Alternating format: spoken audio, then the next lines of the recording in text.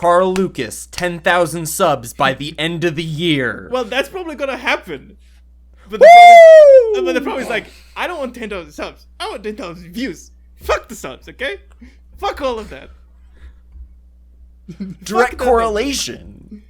Yeah, this is the problem. There's no correlation between the fucking sub number and the fucking I know news. exactly what to say to instigate you here. Yes! You're triggering me here now, okay? Trigger warning.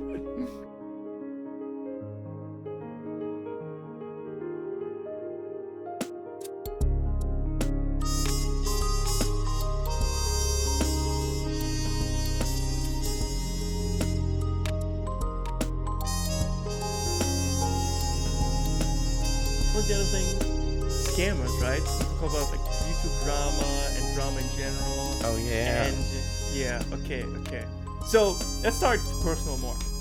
I've been recently banned from the Adventure Time subreddit. What did you do? So we learned last time you are the premier Adventure Time YouTuber. Why would they ban you? Yeah, I was mean, and that's all. I couldn't imagine that. Nah, never, right? Like, if you know me, how could I ever be mean? What'd you do? I was mean because the person... Well, there's no excuse of being... I like being mean. That's it. First. Yeah. I like being mean. Mean, good. I hate people that are not mean and they, like, try to dance around topics. That's boring as fuck. Sometimes it does go overboard and you need to recognize that. And like, in that case, I can see it. Why not? The theory was that the Lich was the theory that that Billy, like, which is like one of these big adventurers that famous adventures in Adventure Time, died and was reborn as the baby Lich we see. Like, he gets the moment Billy dies, he's reborn as the baby Lich. Okay. Just because we don't because when Billy dies, a few episodes later or like a season later, whatever, we get the baby Lich. So Billy is inside the baby Lich. Okay. The problem with this is that baby Lich is basically trying to tell you something. It's trying to tell you that the Lich is a victim to its own consequences. And when you get like a loving family and friends like the elephant and the pig that bring him up, then the person can change. And being evil or doing evil things is a choice. So much so that in the episode where Baby Lich is confronted by like the arm that is like wandering around the Adventure Time world, and it says, "Oh, we're gonna rule this world together," and it's like, "I don't want to be evil," and like stabs him, like basically kills his old self. That's like the whole symbolism. So like trying to put this very righteous hero inside of this character that symbolizes something completely else, right? That it's not about resurrecting like an old hero. It's about someone getting a second chance, and because they grow up in a nice environment, in an environment that is not toxic, literally, they can change and they can choose this society, this thing. And I said, you are so wrong on this that it's completely like you lost completely. It's like, oh, but I said it's just a headcanon. Your headcanon is something that you believe could be true. You just don't make a headcanon and then say, oh, but I actually don't believe it. No, you said this because you believe it. Just saying in my opinion doesn't. So he made the cardinal sin of backing down from his opinion. Exactly. Which, ladies and gentlemen, if you're gonna debate Carl Lucas, you gotta stick by your guns. Like, you can't back down because then he's gonna eat you alive. Yes. So what did you say to this kid that got you banned? Basically, first I said, hey, give me. But I said, oh no, it's not. Like, you can clearly see. He says that Baby Lich is the son of him, and I said, okay, give me the episode. Give the episode. I watched the episode. I quoted the parts, and I said, you can literally hear that when the Lich says, "You are my spawn," or "You're my vessel." That means the Lich sees this person as nothing more as a tool, but it is still him. That's why he says vessel. It's like these words are deliberately chosen to mean that this baby is literally him. Not his son, not his spawn, nothing. It's him, but he is so ingrained in this idea that this thing is just a tool and nothing more that he calls even a vessel. Of course, and then the thing is like, baby Lich is like, are you my father? The baby Lich is like innocent, right? Like it doesn't know what it's talking about.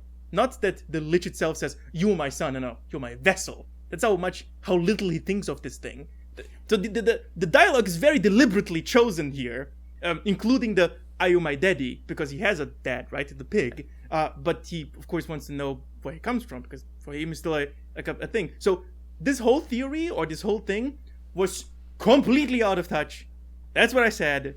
And did you say like he's fucking stupid and stuff like that? No, first just normal, like just thing. But then it devolved like, oh, like I actually said I don't believe it. It's like, mate, you wrote it. Of course you believe it.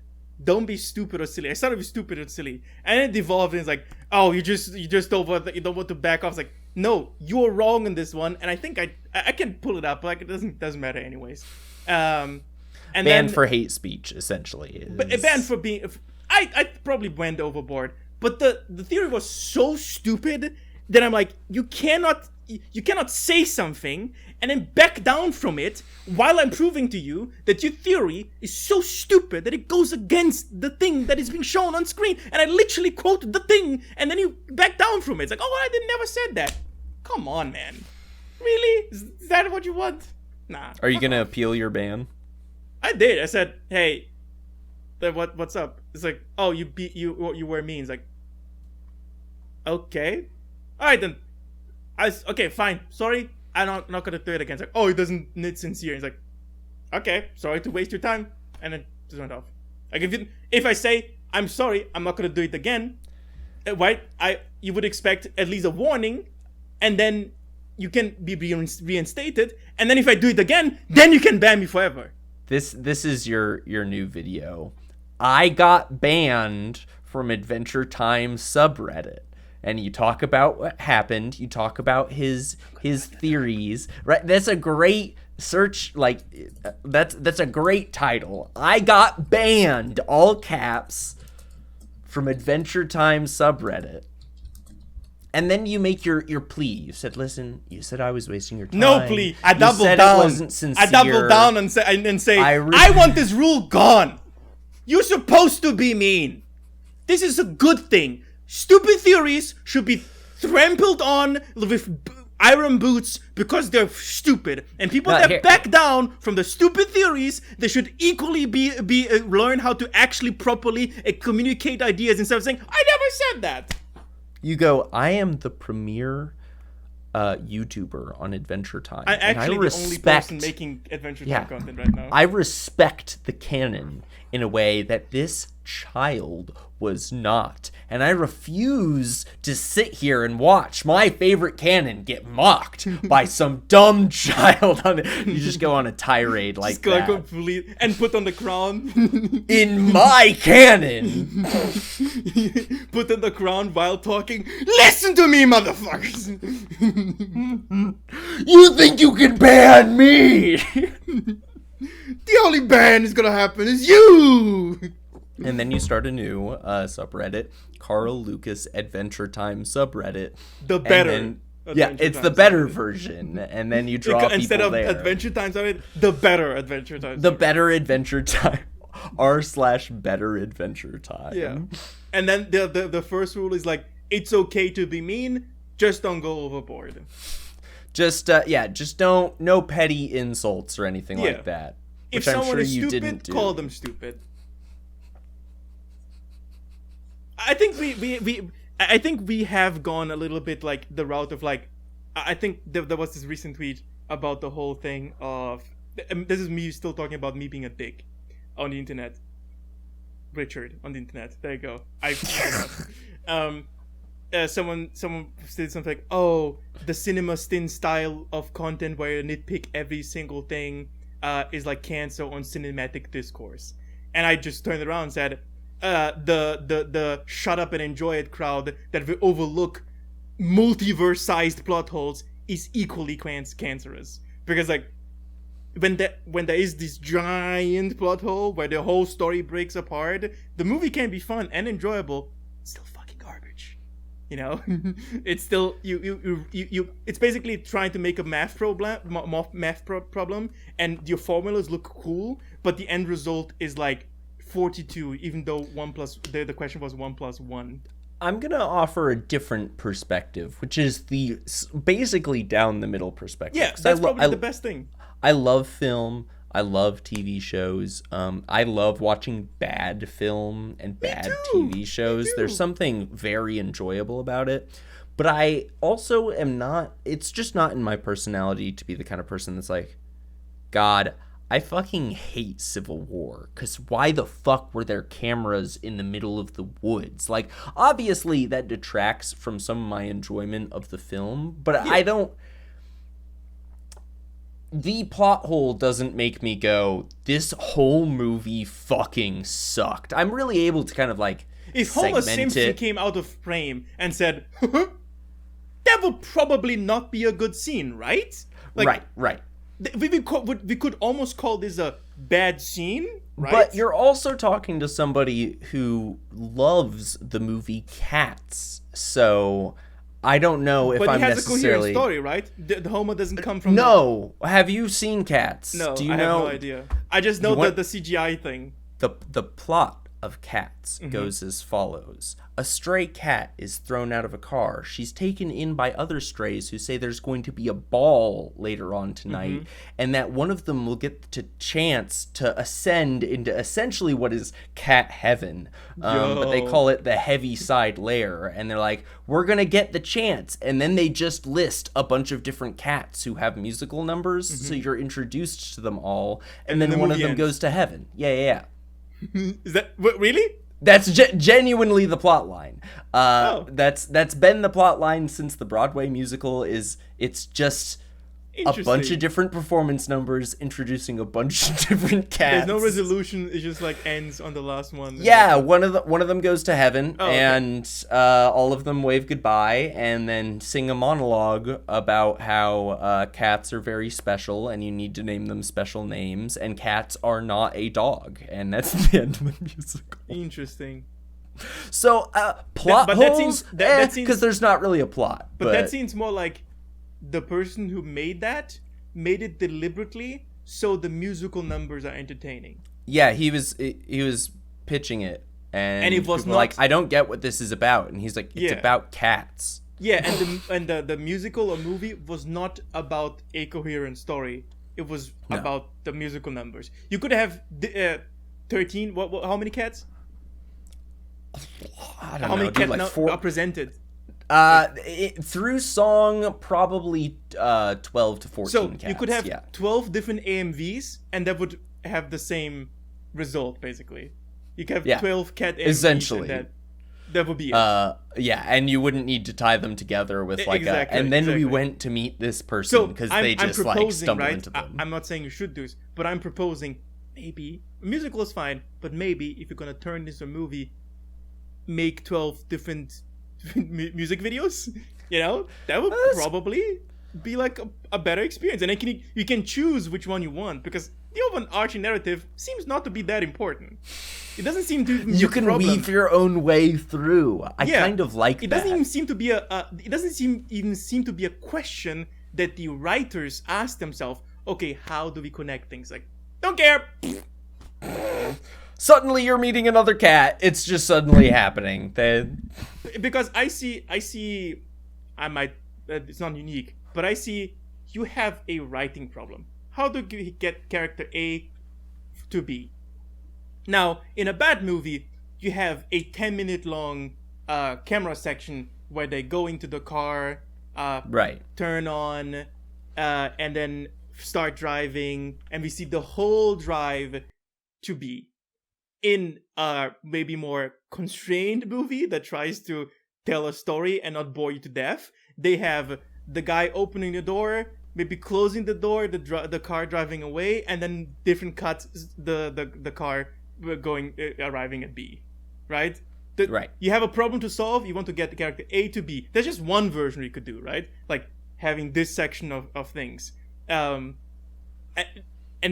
writing a movie is a set of writing problems that you want to solve.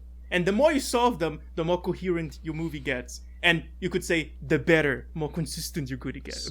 So here's my homework for you. You go, it's like on Apple TV, it's on Prime Video. You watch Cats the movie, and then you see if you can still be friends with me, knowing that I genuinely love that movie. Like, I know that it's a fucked up movie, but this is... Dude, I really think I have taste. You're the one sitting here saying that, we should be, critical. Would I say 100 of Guests film. is good music? No. Would I recommend it to anyone? Absolutely fucking not. Do I love the shit out of that music? Yes. What's some yes. shitty Also, content by the way, that you would not recommend? By the way, lead singer, openly trans person. Oh. There you go. Shout out I'm 100 progressive. Gex. There you go. I got the brownie points. Okay, praise me. YouTube, please. What's some bad content that you would not recommend, but that you love? That you love? I talk about this many times. My favorite top one, together with Undertale. My favorite game is Remember Me. Ironically, not many people remember it. It is the most mid game to ever made in the mids 2000s.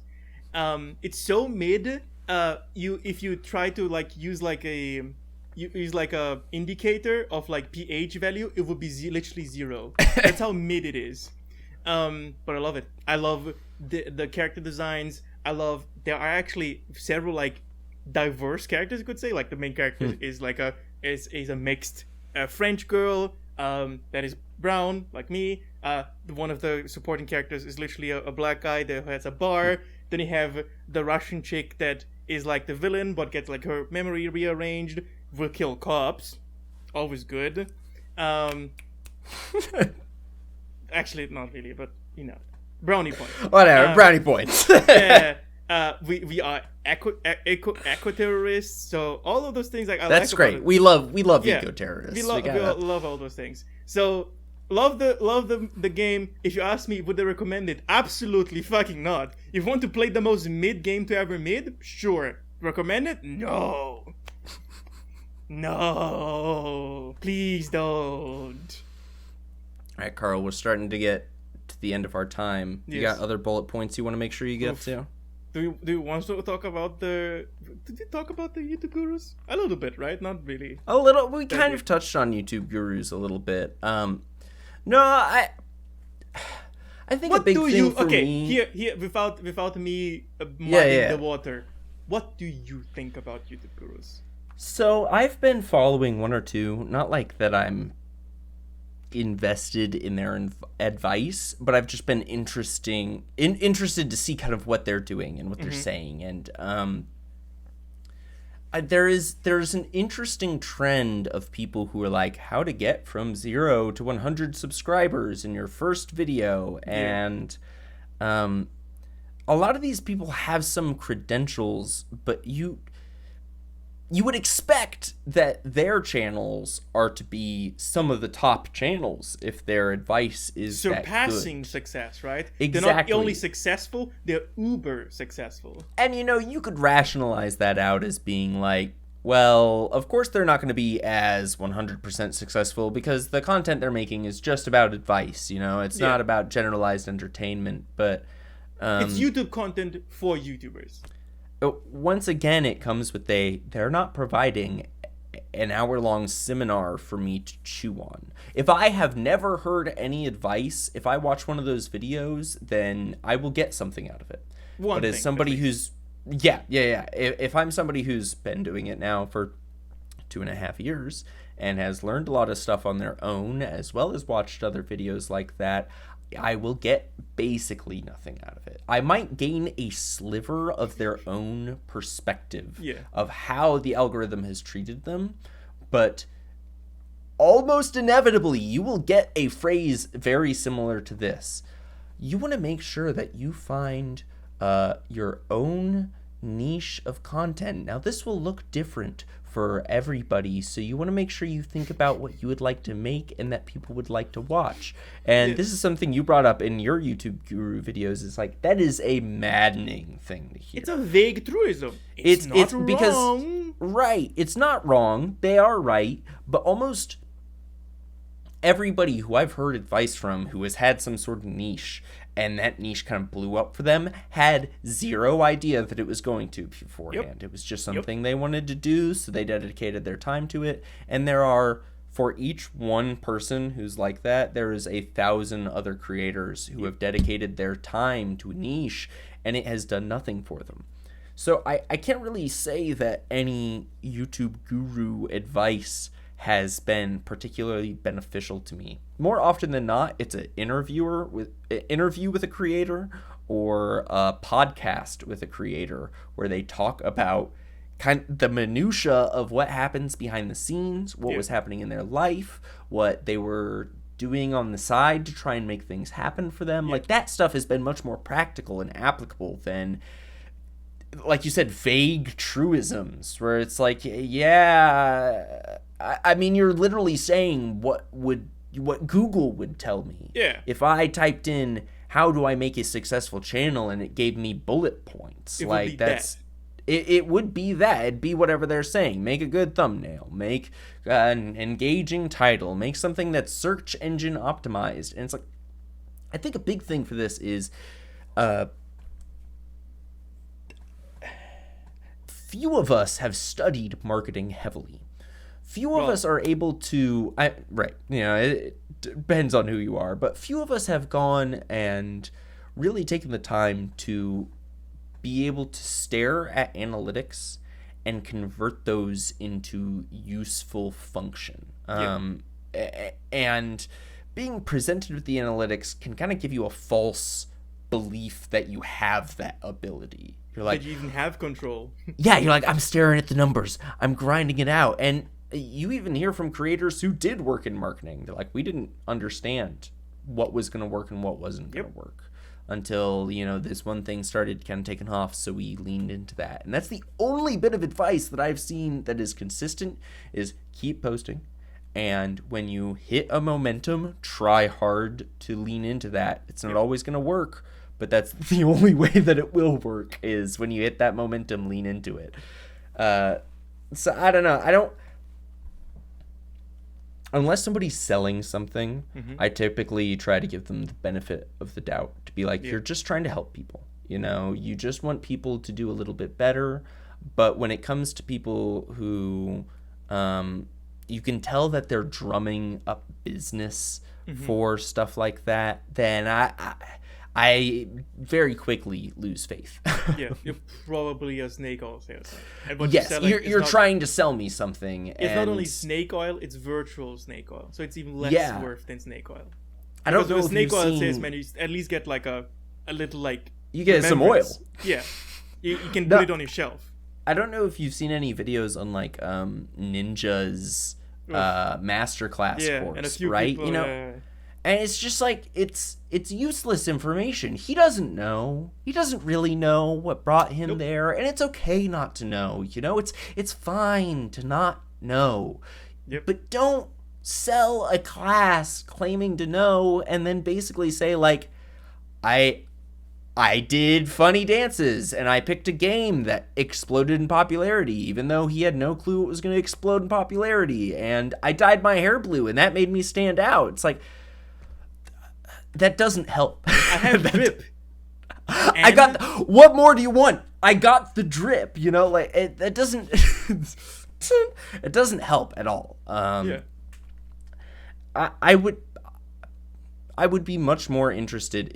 Actually, YouTube itself has done videos about like, how do you set up your lighting appropriately? Yes. What leads to a dynamic background? And like, those videos actually extremely helpful. It would be even more helpful if they said how to set up a lighting on a budget. Yes. Yeah. And really kind of tailor it towards what you may be able to do to start out, because With those are the limited people resources. those are the people who need the advice the most. Once I've got, I don't have them, but like box lights and stuff like Once that. you Mr. Beast level, you have 500 people working for you. I've done the research, and I have other people who have the knowledge on that. Yeah. I don't need that from YouTube. I'm not watching those videos. Anybody who's watching those videos is somebody who's like at the bottom, has and no they're money, scraping maybe their no way. time, has a part-time job or full-time job, and can only get enough money for a camcorder. I think I'm in a weird position to talk about this because like I don't have lots of subscribers. I don't have algorithmic momentum at all. Yeah, but I just this is the have thing. some respect Neither- for my neither peers, do right? I, right? Like you. But if we're to compare numbers, though, statistically, I'm like 0.1% Yeah. of what I you know, have, but, right? like, So there's a big difference between Yeah. these two. But it's funny that at this level, we both face similar things. Yes. Of just Like, not it knowing. doesn't- You just don't know. Like, It doesn't feel much different than I was when I had no views, right? Yeah. I clawed my way to a certain amount of views consistently. Actually, that's the weird thing about my channel. I had consistent views on those like older reviews, but they never went anywhere. now it's much more up and down. Yeah. Roller coaster. Yeah, roller coaster ride. I think I'm facing the same problems as you. It's just like it feels relative. It feels like I'm complaining on a higher level, and you're complaining about the same things. But like I can understand your position way more because like you're trying to be something, doing it consistently. There are people that enjoy it, but for some reason not going anywhere. Yeah, but like coming back to there's I had a similar experience. A video that was up, it was up for 5 days, and then suddenly, in a way, in an algorithmical way that none of my other videos had, it just took off. And it's not an exciting video. I'm playing chess, which is already a boring game, and I'm just ranting about making stuff. It's like a 30-minute video of me just talking the whole time. It's not edited, like literally at all. I edited out gaps in my speech. Which a YouTube guru will tell you, your video sucks and it was the worst thing. And Yes, if somebody was to assess that, they'd be like, "This isn't engaging content, man. Yep. Like you need to at least make it more engaging with the edit. Yeah. You probably should have made. I don't know. I actually liked the thumbnail for that one. It was kind of a banger, but I You don't have to know be your why. own hype man. You have to constantly tell yourself, that's fucking banger. I mean, it was a banger thumbnail. I can't. Yeah, But you have to but that's what we have to do. that has been the only thing that's like, okay, I really liked that thumbnail. Mm-hmm. I want to try and make sure that I really like all my other thumbnails. Because that is the only thing in my brain, that and a title, that I could think that could possibly, because, but I don't know. I maybe I should look at impressions and see what that's like. Coming back to the wrap it up. to the guru thing, I have nothing to add. What you said, it's basically, could just listen to what you said. It's like, yeah, I repeat those words in some other fashion. That's kind of we kind of like all know those things.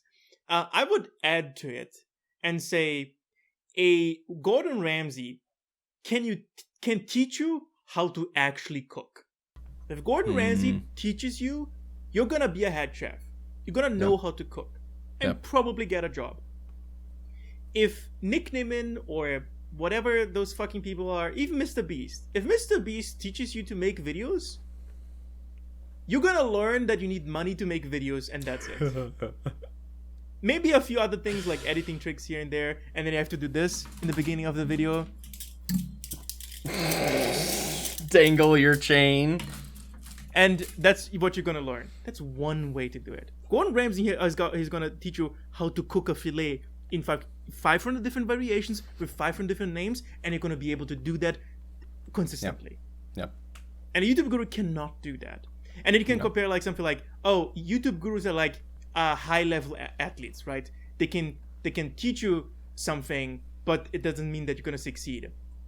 A good trainer will make you at least reach a competition and be good. Yep. They will get you to nationals,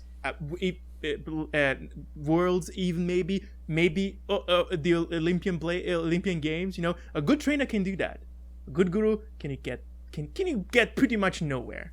The problem is that they sell what they're talking about like it was one of those things, like Gordon Ramsay or like a master athlete. Now, what I want to add is, if you search for something, stop searching on how to grow.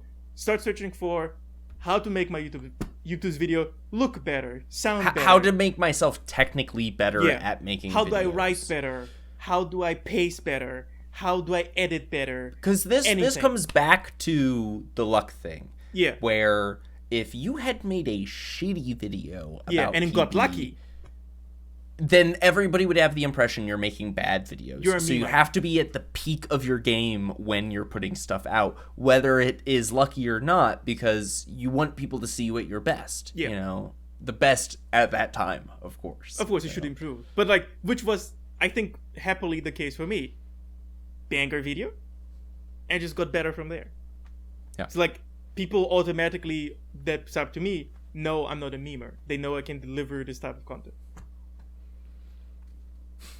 Yeah, so that's all I had to add, because like you said everything. It's like I get tired of it. I just wish YouTube wouldn't repeat those chewed up phrases from YouTube gurus in their own videos and then sell it as the truth. Yep. Knowingly that they are wrong, because they have more insight into the thing. Like recently, YouTube sent me an email saying, "Oh, if your content is not working, pivot your content." And I'm like, you will punish me if I ever step out of line. So what the fuck are you talking about? Right. My pivoting of content did not work very clearly. Like. Yes. And they're like, no, you misheard me. I meant pivot back. Pivot.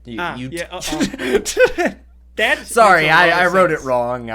Pivot back to like your we box, said, please. when YouTube says A, it's obviously Z. It's never A. YouTube says A, no. It's Z, of course. YouTube's like, never let them know your next move. Yeah. I call it corporate gaslighting. It's like I don't know if that phrase is coined, but it's basically what it is. Yeah, it's corporate gaslighting. I mean, they for certain want you to have a perception that things will always be better for you. And that's, unfortunately, you don't grow at even rates due to algorithmical shifts. And or quality of your content. Yeah. I mean, if the videos that I poured the most effort into did well, I'd be so happy. And at this point, I've just like, once I'm finished with it, I take into assessment how I like it, and then I let that feeling go. I watch it one last time, and then I'm like, now I'm about to upload it, and it doesn't matter how I feel about it. If YouTube's going to do whatever it wants to do, I'm going to try and name it the best, give it the best thumbnail I can, and then it's dust in the wind. Oh. Yeah. I gotta leave it there, because I can't sit here and be like, but I loved this video. And it's got 3 views, and it's had 3 views for 2 days now. Like, I can't be that. It'll destroy me if I do that. So I mean, just gotta be like, there's always like this joke that, oh, the first 100 views are the hardest. The first 100 subs are the hardest. The first 1,000 subs are worse. The first 10,000 subs become hell. And like it goes like the further you go up, it becomes worse and worse. Because it's like, it doesn't really change, right? Like, you still have all the anxiety that you had before, but now with bigger numbers, because you're expecting the bars just moved a little bit. Yeah. Like, beforehand you're expecting 0 and you get something. Now you're expecting something, you get 0. Then it's like, was it that bad? Did I fuck up that badly? Carl Lucas, 10,000 subs by the end of the year. Well, that's probably gonna happen. But the problem is, like, I don't want 10,000 subs. I want 10,000 views. Fuck the subs, okay? Fuck all of that. Direct correlation. Yeah, this is the problem. There's no correlation between the fucking sub number and the fucking I know views. Exactly what to say to instigate you here. Yes! You're triggering me here now. Okay, trigger warning.